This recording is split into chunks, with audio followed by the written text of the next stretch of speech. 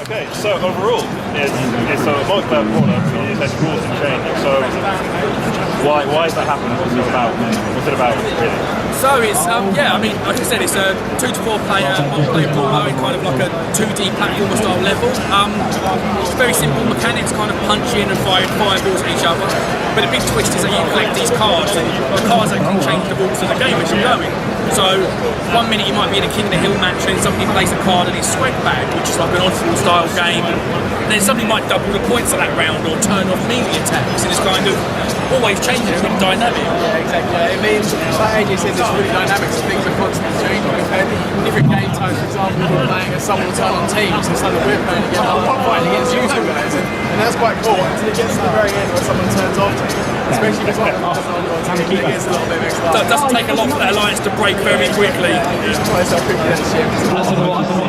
there a story behind it, or is it just a brawler for the sake of brawling? It's... Or do you don't want to reveal that? No, well, so what we'll say, basically it's a game that's come about for us just want to make something based on things we love. So we were spending a lot, when we were in an office together, we were spending a lot of time playing Worms in the same room and loving that feeling, and kind of, when we've worked with bigger companies, we found that it's more kind of like constraint to kind of making sense. With this, we just wanted to be free, so it was kind of like, well, I want a guy who is not sure if he's a hero or a villain, and I'd love him to go against a clown. I thought there'd be a niche in the market for nude clowns, and then he found out nobody hires nude clowns, and he's really depressed about it. And it's kind of just, we want to take these kind of brain farts and then make them make sense in our game world by making them make absolutely no sense at all. And it's quite nice, it's almost free in that sense to be able to do stuff like that.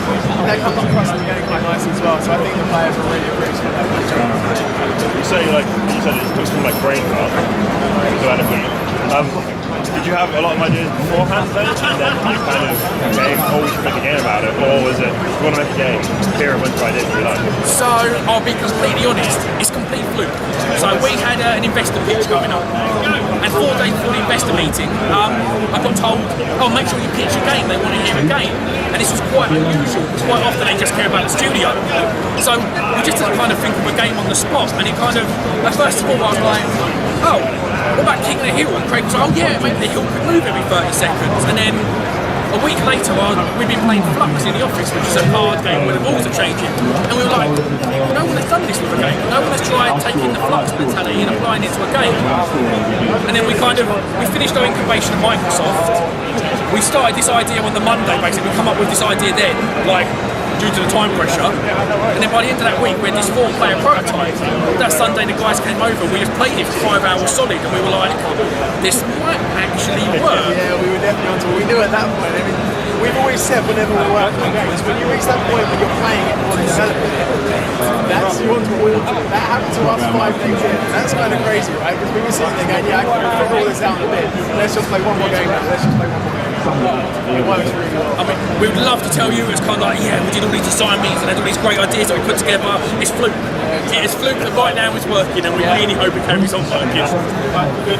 Was it hard to balance everything with the cards, changing, making sure that it didn't feel like too one side, too other side? That's the interesting thing, because when you play a role play, generally speaking, people apply everyone. So the game almost self-balances itself to your end. So a good example of that is we can play a game, so 2 hours ago I played a game and I won with 100 points, and that was it. But then the game after, somebody else won with 1,000 points. I'm thinking, fair enough, but it always just goes back to the fair way.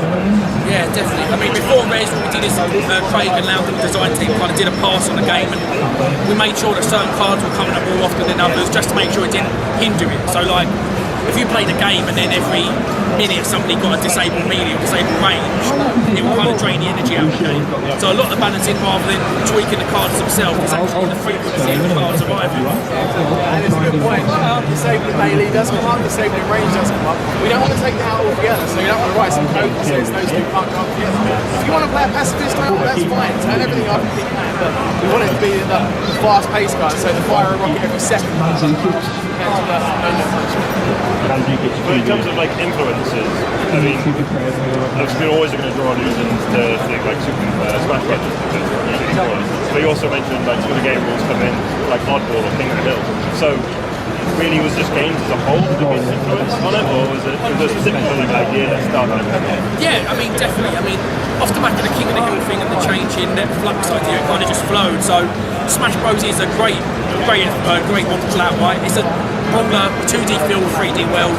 It's exactly what it is. But then our control system, we were trying to harken more to kind of that natural thing you get from Super Meat Boy.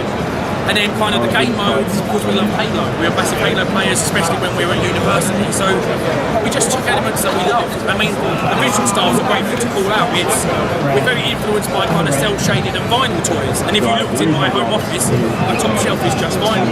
And your middle shelf and your bottom shelf. Yeah. It's just we wanted to make a game which was just things we love, you know. And what we hoped is that if we did that and we loved the game, hopefully other people would love the game.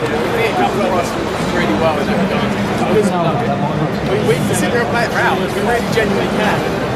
We really want other people to be able to do that. So it feels like we're getting I mean, earlier on before the interview, you said that this is the first time you've shown the game off publicly. And so far the reception's been good. You've been enjoying what you've seen. So far the reception's been really nice. I'm not gonna lie, and I think you can speak for everyone who has it. Despite the fact we love the game, we were terrified because it's the first time you've actually shown something.